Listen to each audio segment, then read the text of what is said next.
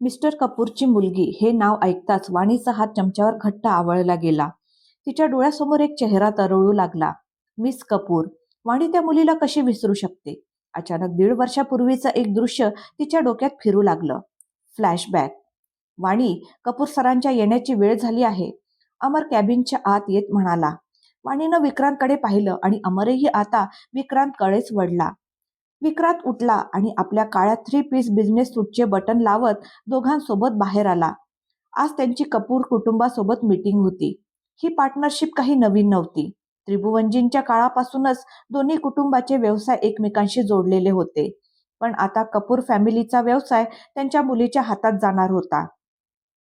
म्हणून ही मीटिंग फक्त डीलसाठी नव्हती, तर एक छोटासा बिझनेस कम गेट टुगेदर म्हणता येईल, ज्यात दोन्ही कुटुंबाची उपस्थिती आवश्यक होती. मीटिंग रूममध्ये गेल्यानंतर वाणीने विक्रांतच्या खुर्चीजवळ सर्व फाईल्स आणि लॅपटॉप ठेवला. विक्रांत खुर्चीवर बसला आणि हळूच इशाऱ्याने तिला जवळ बसायला सांगितलं. पण आता विक्रांत आणि वाणीमध्ये दुरावा आला होता. आता ती त्याच्यापासून दूर दूर राहू लागली होती. वाणीने विक्रांतच्या शेजारची खुर्ची दुर्लक्ष करत 2-3 खुर्च्या सोडून अमरजवळ बसणं पसंत केलं. विक्रांतची नजर वाणीवर अटकली. तेव्हाच मीटिंग रूमचं दार उघडलं. मिस्टर कपूर आपल्या मुलीसोबत आत आले. विक्रांत लगेच उभा राहिला. त्याला उभं राहिलेलं पाहून वाणी आणि अमरही उठून उभे राहिले. विक्रांत, ही माझी मुलगी खुशी. मिस्टर कपूर आपल्या मुलीकडे इशारा करत म्हणाले. खुशीनं आपला हात पुढे केला. विक्रांतनं तिच्याकडे पाहिलं, मग स्वतःचाही हात पुढे केला. हँडशेक करताना दोघांनी एकमेकांकडे पाहून स्माईल केली. मग विक्रांतने खुर्चीकडे इशारा करत म्हटलं, प्लीज बसा. मिस्टर कपूर विक्रांतच्या बाजूच्या खुर्चीवर येऊन बसले, तर खुशी त्याच्या दुसऱ्या बाजूला असलेल्या खुर्चीवर बसली. विक्रांतनं लॅपटॉप फिरवून मिस्टर कपूरकडे करत म्हटलं, ही आहे सगळी डिटेल्स, जसं आपण सांगितलं होतं, आणि हा आहे ग्रोथ. मिस्टर कपूर हसत फाईल आणि लॅपटॉप पुन्हा त्याच्याकडे सरकवत म्हणाले, आता मी रिटायर होतोय, हे सगळं आता खुशीच सांभाळेल. खुशीने आपली खुर्ची विक्रांतच्या खुर्चीजवळ सरकवली आणि हसून म्हणाली, सगळ्या डिटेल्स तुम्ही मला समजावून सांगा. आता आपण दोघं पार्टनर आहोत. विक्रांत तिच्याकडे दुर्लक्ष करून स्क्रीनवर ग्रोथ आणि प्रोडक्शन बद्दल समजावून सांगत होता. पण खुशीची नजर मात्र विक्रांतच्या चेहऱ्यावरच अटकली होती. गोल्डन फ्रेमचा चष्मा, हलकी दाढी आणि तो शांत गंभीर चेहरा. तो अतिशय एलिगंट आणि कॉन्फिडंट दिसत होता. विक्रांतलाही तिची नजर स्वतःवर खूप स्पष्टपणे जाणवत होती. त्याला समजत होतं की खुशी त्याला पाहण्यात जास्त रस घेत आहे. कदाचित दुसरी मुलगी असती तर तो आतापर्यंत तिला चांगलंच उत्तर देऊन बसला असता. पण समोर मिस्टर कपूर बसले होते आणि ही पार्टनरशिप आजची नव्हती, तर तब्बल 20-25 वर्षापासूनची होती. म्हणून त्याने स्वतःवर संयम ठेवला होता. तो लॅपटॉप बंद करतो आणि फाईल खुशीकडे सरकावत म्हणतो, उरलेले डिटेल्स फाईलमध्ये आहेत. जे आवश्यक होतं ते मी समजावून सांगितलं आहे. मग तो मिस्टर कपूरकडे पाहत म्हणाला, लंचची वेळ झाली आहे, चला जेवण करूया. मिस्टर कपूर उठत म्हणाले, हो चला, खरंच भूकही लागली आहे. त्यांनी सुद्धा आपल्या मुलीला अशा प्रकारे विक्रांतला बघताना पाहिलं होतं आणि त्यांना विक्रांत आवडतही होता. भले तो आपल्या वैयक्तिक आयुष्यात रागीट आणि सायको म्हणून बदनाम झाला असेल, पण हेही खरं होतं की विक्रांत स्वभावाने प्रामाणिक होता, विशेषतः मुलींच्या बाबतीत. आजपर्यंत त्याचं नाव कधीही कोणत्याही मुलीसोबत जोडलं गेलं नव्हतं आणि आपला व्यवसाय तो किती गंभीरतेने सांभाळतो हे तर सगळ्यांनाच माहीत होतं. कॅफेटेरियात पोहोचताच विक्रांत चालता चालता वाणीला म्हणाला, माझ्यासाठी प्लेट सर्व करून ठेव. बाकी सगळेजण एका टेबलाकडे जाऊन बसले. सर्वंट मिस्टर कपूर आणि त्यांच्या मुलीसमोर प्लेट ठेवत होता, तर वाणी विक्रांतसाठी प्लेट लावत होती. अमर विक्रांतच्या मागे हात मागे ठेवून शांत उभा होता. विक्रांत आणि मिस्टर कपूर खाता खाता बिझनेसच्या गोष्टी करत होते, तर खुशी मात्र विक्रांतवरच नजर खेळवून बसली होती. हे पाहून वाणीला हसू येत होतं. ती म्हणतच म्हणाली, हिला माहित नाही विक्रांत कसा आहे, म्हणून अशी बघत आहे त्याला. काश हिला कळलं असतं की विक्रांत खऱ्या अर्थानं कसा आहे. कदाचित वाणीला वाटत होतं की विक्रांत सगळ्या मुलींशी सुरुवातीला तिच्याशी जसा वागला तसाच वागतो आणि नंतर बदलतो. म्हणूनच ती खुशीकडे बघून मनात विचार करत होती की तिचं भविष्यही वाणीसारखंच असणार. आता तर खुशी दर दुसऱ्या तिसऱ्या दिवशी कुठल्या ना कुठल्या कारणाने ऑफिसमध्ये येऊ लागली, फक्त विक्रांतला भेटण्यासाठी. पहिल्या 2-3 वेळा विक्रांत काही न बोलता अपॉइंटमेंट नसतानाही तिला भेटला. पण एक दिवस त्यानं वाणीला स्पष्टपणे सांगितलं की त्याला मिस कपूरला भेटायचं नाही, जोपर्यंत तो सांगत नाही मीटिंग फिक्स करायची नाही. काळ जसजसा पुढे जात होता तसतसं खुशीने खूप प्रयत्न केले, पण त्याला आता विक्रांतची अपॉइंटमेंट मिळणंही बंद झालं होतं. अशा प्रकारे दुर्लक्ष करणे खुशी कपूरच्या मान सन्मानाच्या विरुद्ध होतं. म्हणून मग तिनेही ऑफिसमध्ये येणं बंद करून टाकलं. आज कित्येक दिवसांनी पुन्हा एकदा मिस कपूरचं नाव ऐकताच वाणीच्या डोळ्यात त्या सगळ्या आठवणी फिरू लागल्या. फ्लॅशबॅक संपला. तितक्यातच नाश्त्याच्या टेबलावरून विक्रांत उठून उभा राहत म्हणाला, माझं झालं. एक एक करून सगळे सुटले होते. विक्रांत आपल्या खोलीत आला, मोबाईल उचलला आणि लॅपटॉपची बॅग घेऊन जसं तो वळला तर वाणी समोर उभी होती. तो हसत म्हणाला, ओके मी जातोय, तू रेस्ट कर. त्याने झुकून वाणीच्या कपाळावर किस केलं आणि खोली बाहेर निघून गेला. विक्रांत निघून गेला होता, पण वाणी अजूनही मिस कपूरच्या आठवणीमध्येच गुंतलेली होती. तिला आत्ताही मिस कपूरचा चेहरा आठवत होता, जो विक्रांतकडे नेहमी एक लालची आणि वाईट नजरेने पाहायचा. तिने खूप प्रयत्न केला आपलं लक्ष दुसरीकडे वळवण्याचा, पण तिचं ध्यान अजूनही विक्रांत आणि खुशी कपूर यांच्यावरच अडकून पडलं होतं. तिने पटकन आपला पर्स उचलला, मोबाईल घेतला आणि चालता चालता म्हणाली, अम्मा मी ऑफिसला जाते, त्यांच्यासोबतच संध्याकाळी येईल. लक्ष्मीजी हॉलमध्ये काहीतरी वाचत बसल्या होत्या. वाणी इतक्या घाईघाईने बाहेर निघून गेली की त्या काही न बोलता वाणीला जाताना पाहत राहिल्या. ती बाहेर निघाली आणि गाडी घेऊन थेट ऑफिसला पोहोचली. विक्रांत कुठे आहे? वाणीने विक्रांतच्या फ्लोअरवरच्या सेक्रेटरी डिपार्टमेंटमध्ये विचारलं. मॅडम, आज कपूर सरांसोबत मीटिंग आहे ना? सर मीटिंग रूममध्ये आहेत, एकाने उत्तर दिलं. वाणीने एक क्षण विचार केला, मग काही न बोलता ती मीटिंग रूमकडे निघाली. ऑफिसमध्ये सगळ्यांना माहीत होतं की ती विक्रांतची बायको आहे, त्यामुळे कोणीच तिला थांबवलं नाही. खटकन आवाज आला, दार उघडलं आणि वाणी मीटिंग रूममध्ये दाखल झाली. दार आपोआप मागून बंद झालं. विक्रांतने तिला पाहिलं आणि हसत म्हणाला, तू यावेळी इथे? हो, विचार केला मीटिंग अटेंड करते, असं म्हणत ती त्याच्या शेजारची खुर्ची खेचून बसली. समोर मिस्टर कपूर आणि त्यांची मुलगी खुशी बसली होती. अमर मिस्टर कपूर आणि विक्रांत मधल्या खुर्चीवर बसला होता. सगळेजण बिझनेसबद्दल चर्चा करत होते. खुशी मात्र विक्रांतकडे पाहत होती आणि वाणी खुशीकडे. अमर हा लव्ह ट्रँगल पाहत होता. वाणीची नजर खुशीवर, खुशीची नजर विक्रांतवर आणि विक्रांतची नजर मिस्टर कपूरवर. हे दृश्य खरंच फार विचित्र वाटत होतं आणि ते सगळं पाहून अमरला मात्र हसू येत होतं. खरंच म्हणतात, प्रेमाचं दुसरं नाव म्हणजे जलन. अमरने वाणीकडे पाहत मनातच विचार केला, कालपर्यंत याच विक्रांतच्या नावाने चिडायची आणि आज विक्रांत सरांकडे कोणी पाहिलं तरी सहन होत नाही. What a change, not bad. तितक्यात वाणीची नजर अमरवर गेली, जो अजूनही तिच्याकडे पाहत हसत होता. वाणी डोळे बारीक करून त्याला पाहू लागली आणि अमरची स्माईल अजूनच मोठी झाली. तेवढ्यात मिस्टर कपूर आणि विक्रांत उभे राहिले. हात मिळवला आणि पुन्हा भेटायचं ठरवून ते मीटिंग रूमच्या बाहेर गेले. विक्रांतने वाणीकडे पाहून विचारलं, चलायचं का? वाणीने हलकसं मान हलवून होकार दिला. तेवढ्यात खुशी म्हणाली, विक्रांत, आपण इतक्या दिवसांनी भेटलो आहोत तर तुझ्या कॅफेटेरियाची कॉफी तर बनतेच. विक्रांत मिस्टर कपूरकडे पाहत म्हणाला, तुमच्याकडे वेळ आहे? मिस्टर कपूर हसले आणि मान हलवून होकार दिला. तर सगळे कॅफेटेरियाकडे गेले. वाणीने सगळ्यांना पुढे जाण्याचा इशारा करत स्वतः मागून चालणं पसंत केलं. तेव्हाच तिनं वळून अमरकडे पाहिलं. अमरही समोरच पाहत पुढे चालला होता. मगाशी खूप बत्तीशी दाखवत होतास आपली, वाणीने हळू आवाजात म्हटलं.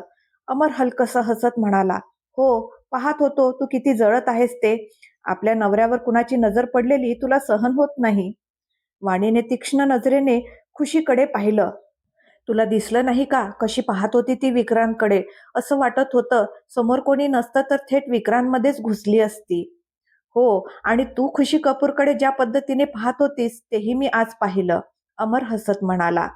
अमरचं बोलणं दुर्लक्ष करत वाणी वेगाने पावले टाकत पुढे चालायला सुरुवात केली आणि जाऊन विक्रांतच्या बाजूने चालू लागली. सगळे कॅफेटेरियात पोहोचले. विक्रांत सगळ्यांकडे पाहत म्हणाला, तुम्ही सगळे बसा, मी 5 मिनिटात जॉईन करतो. मिस्टर कपूर म्हणाले, विक्रांत मीही येतो, आणि ते कॅफेटेरियाच्या वॉशरूमकडे निघून गेले. इकडे कॅफेटेरियात अमर, वाणी आणि खुशी तिघही एकाच टेबलावर बसले होते. खुशीनं वाणीकडे पाहत हलकसं हसून विचारलं, तर तुझं लग्न झालंय? वाणीने फारसा भाव न दाखवता मान हलवली. खुशी पुन्हा म्हणाली, तुझं नाव वाणी आहे ना? ती पुन्हा मान हलवून होकार देते. तसं विक्रांतबद्दल काही सांग ना, खुशीने डायरेक्ट विचारलं. कदाचित तुम्हाला माहीत असेलच की त्यांचं लग्न झालं आहे. वाणी अगदी मुद्द्यावर येत म्हणाली.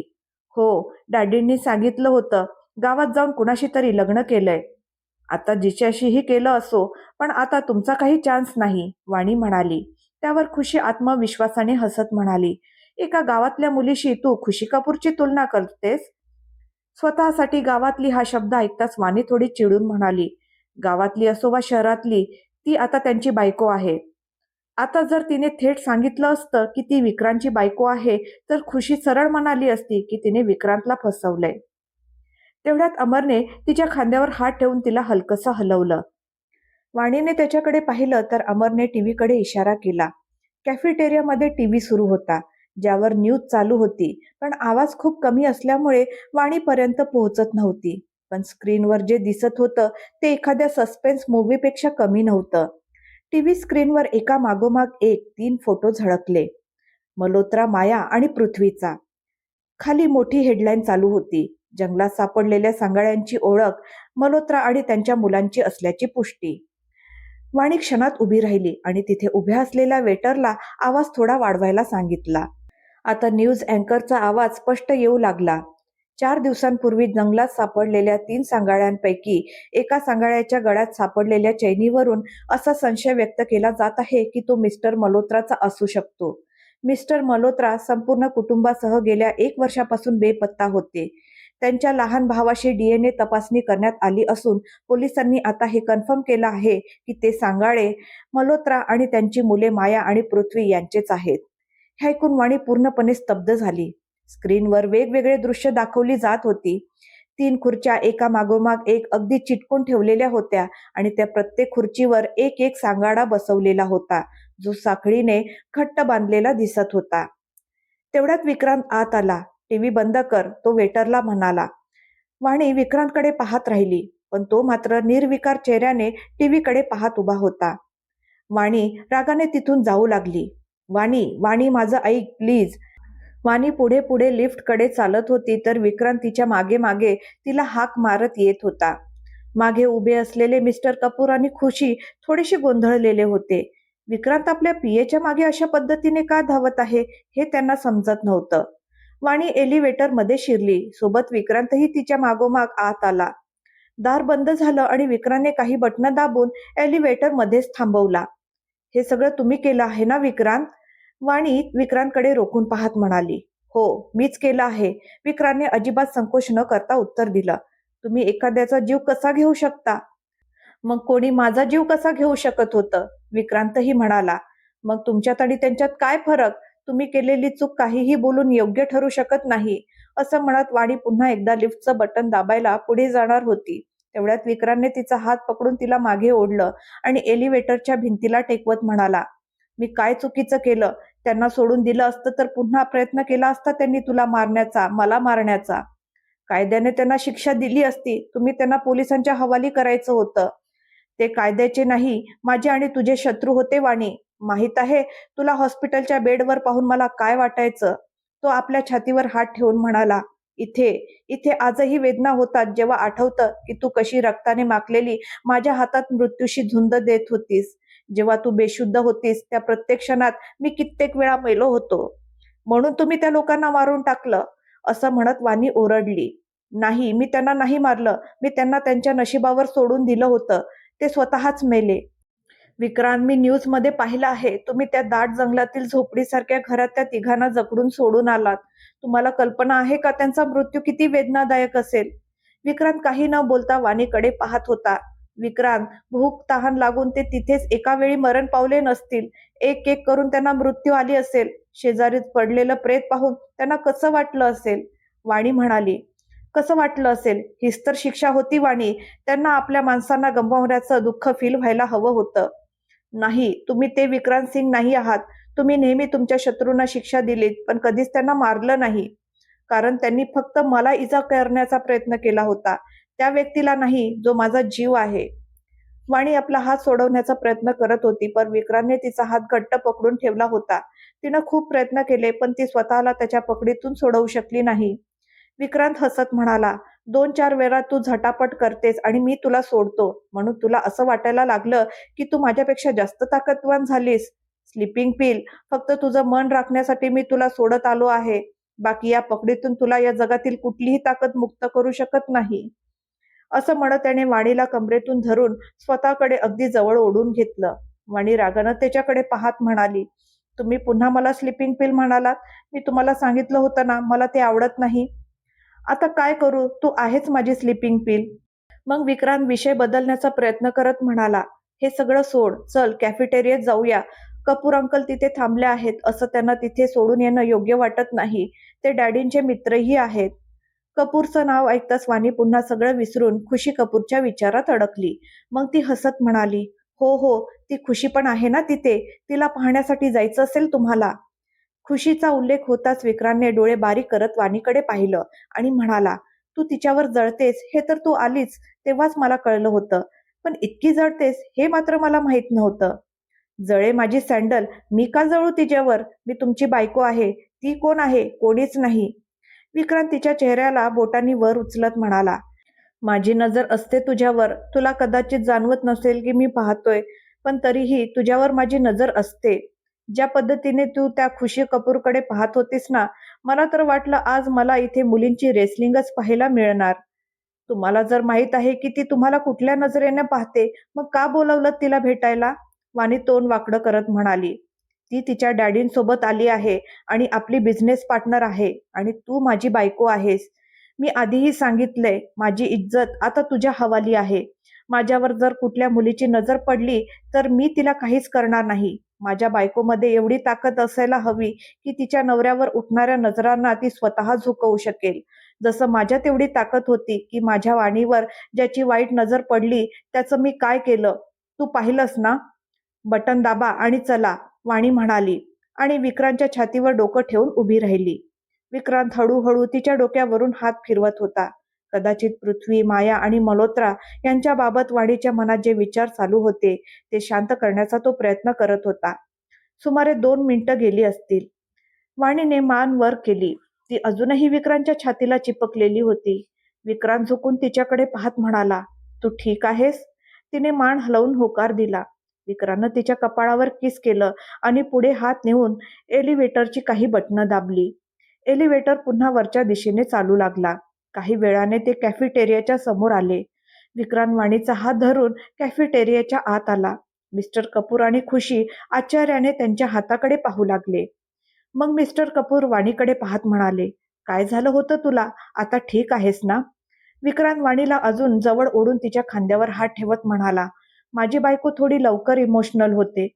ह्या ऐकताच खुशीच्या चेहऱ्यावरचा रंग उडाला. वाणीच्या ओठांवर मात्र एक दडलेलं हसू उमटलं होतं. जणू ती खुशीचा मजाक उडवत होती. कॉफी संपेपर्यंत खुशीच्या नजरा सतत वाणीवरच होत्या आणि वाणीचा हात विक्रांतच्या हातात.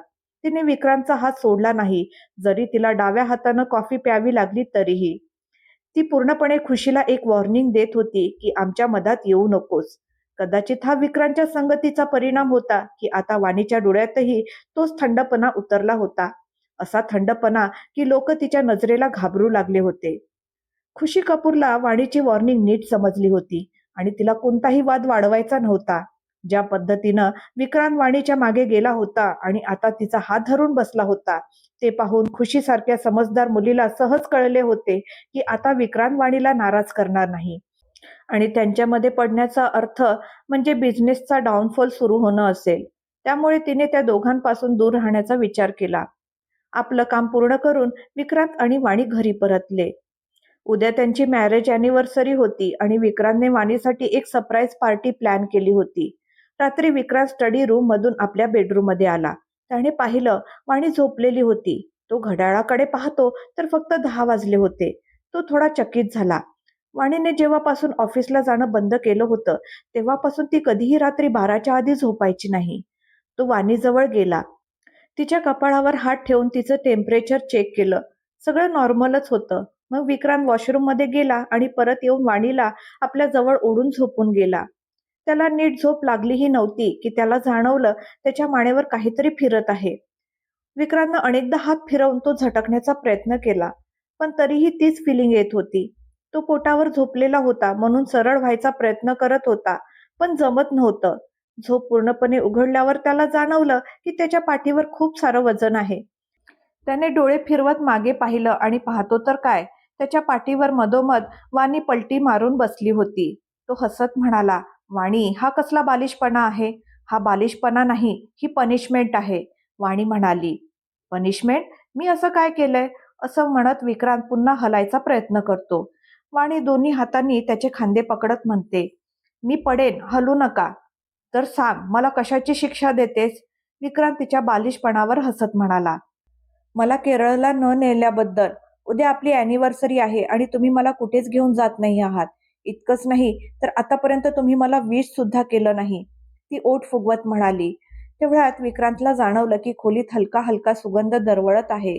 तो मान वळवू शकत नव्हता. मग त्यानं पुन्हा वाणीला विनंती करत म्हटलं, "आता तू माझ्यावरून उठशील तर मी सरळ झोपेन ना?" वाणी हसत जमिनीवर उतरली. विक्रांत वळून तिच्याकडे पाहतो आणि अचानक त्याची झोप पूर्णपणे उडून जाते. वाणीने तीच साडी नेसलेली होती जी तिनं लग्नाच्या दिवशी नेसली होती. चेहऱ्यावर हलकासा मेकअप होता. खोलीत जो सुगंध दरवळत होता तो त्या सुगंधी मेणबत्त्यांचा होता ज्या वाणीने पेटवून ठेवल्या होत्या. विक्रांतने आपला हात पुढे केला आणि वाणीनं आपला हात त्याच्या हातात दिला. तिच्या हाताचा आधार घेत विक्रांत थोडा वर उठला आणि बेडला टेकून बसला. मग त्याने वाणीचा हात ओढला आणि ती जाऊन त्याच्या शेजारी बसली. विक्रांत तिच्या हातावर किस करत म्हणाला, "happy anniversary to my life and wife. तुम्हालाही आपलं येणारं आयुष्य याहून अधिक सुखमय असो अशी मी प्रार्थना करेन. याची गॅरंटी मी तुला देतो," असं म्हणत विक्रांतने तिला आपल्याकडे अजून जवळ ओढून घेतलं. या वर्षभरात दोघांनी एकत्र काय काय अनुभवलं त्या सगळ्या आठवणी काढत ते एकमेकांच्या मिठीत झोपले होते. तेव्हाच विक्रांतने तिला सांगितलं की उद्या पार्टी आहे आणि उद्या तो संपूर्ण जगासमोर, मीडियासमोर वाणीला आपली बायको म्हणून जाहीर करणार आहे. खुशी कपूरच्या प्रसंगानंतर वाणीलाही हेच हवं होतं की लोकांना कळावं विक्रांतने लग्न केलं आहे आणि वाणी त्याची बायको आहे, जेणेकरून कुठलीही दुसरी मुलगी त्याच्याबद्दल स्वप्न पाहू नये. अशा प्रेमळ गप्पात त्यांची संपूर्ण रात्र गेली. दुसऱ्या दिवशी सकाळी खोलीतून बाहेर पडताच वाणीने आई वडील, त्रिभुवनजी, दादाजी आणि घरातील इतर सर्व मोठ्यांचे आशीर्वाद घेतले. इकडे पार्टी हॉलमध्ये ब्लॅक रंगाच्या 3 पीस बिझनेस सूटमध्ये विक्रांत पार्टीत आला होता. संपूर्ण कुटुंब यावेळी गेस्टना अटेंड करत होतं. मीडियासाठी वेगळी व्यवस्था करण्यात आली होती. विक्रांतनं घड्याळाकडे पाहिलं आणि मग मोबाईल काढून वाणीला कॉल केला. ती ब्युटिशियनकडे तयार होत होती. विक्रांतचा फोन येताच तिने फोन रिसीव्ह केला. "तू रेडी आहेस?" "हो, पण थोडी नर्वस आहे," वाणी म्हणाली. "विक्रांत सिंगची बायको असून नर्वस होणं तुला शोभत नाही. तुला कॉन्फिडंट असायला हवं. 5 मिनिटात मी अनाउन्स करणार आहे, लवकर ये." वाणीने फोन ठेवला आणि उभी राहून आरशात स्वतःकडे पाहिलं. ती इतकी सुंदर दिसत होती की स्वतःलाच ओळखू शकली नाही. मग ती हसत बाहेर आली. काही क्षणासाठी पार्टी हॉलच्या लाईट्स डिम करण्यात आल्या. विक्रांतनं माईक हातात घेऊन आधी मीडियाकडे पाहिलं, मग पार्टीत उपस्थित लोकांकडे. विक्रांतने बोलायला सुरुवात केली. "आपल्यापैकी बऱ्याच जणांना माहीत आहे की माझं लग्न झालेलं आहे. काहींना कदाचित माहीत नसेल. आज माझी वेडिंग अॅनिव्हर्सरी आहे." विक्रांतने हे बोलताच पार्टी हॉलमध्ये टाळ्यांचा कडकडाट झाला. विक्रांत हसत म्हणाला, "थँक्यू सो मच. तुम्हा सगळ्यांसमोर आज मला माझ्या बायकोला इंट्रोड्यूस करायचं आहे. So ladies and gentlemen, my love, my life, my wife Vani Vikrant Singh," असं म्हणत विक्रांतने पायऱ्यांकडे बोटांनी इशारा केला. एक मोठी फोकस लाईट पायऱ्यांजवळ आली आणि त्या प्रकाशाच्या मधोमध वाणी उभी होती. विक्रांतची तर नजर हटत नव्हती तिच्यावरून. लाल आणि पिवळ्या रंगाच्या बनारसी साडीत, संपूर्ण लाल रंगाच्या दागिन्यांनी सजलेली, हातात बांगड्या, कपाळावर बिंदी आणि मोकळे केस. फक्त विक्रांतच नाही तर पार्टीत उपस्थित असलेले सगळे लोक फक्त वाणीकडेच पाहत होते. विक्रांत चालत वाणीजवळ पोहोचला. त्या क्षणी फोकस लाईट दोघांवर होती आणि दोघेही एकमेकांसमोर उभे राहून एकमेकांच्या डोळ्यात पाहत होते. त्या नजरेत फक्त आणि फक्त प्रेम होतं. विक्रांतने प्रेमाने तिचा हात आपल्या दोन्ही हातात पकडला आणि तिच्या कपाळावर किस करून म्हणाला, "हॅपी अॅनिव्हर्सरी माय लव्ह.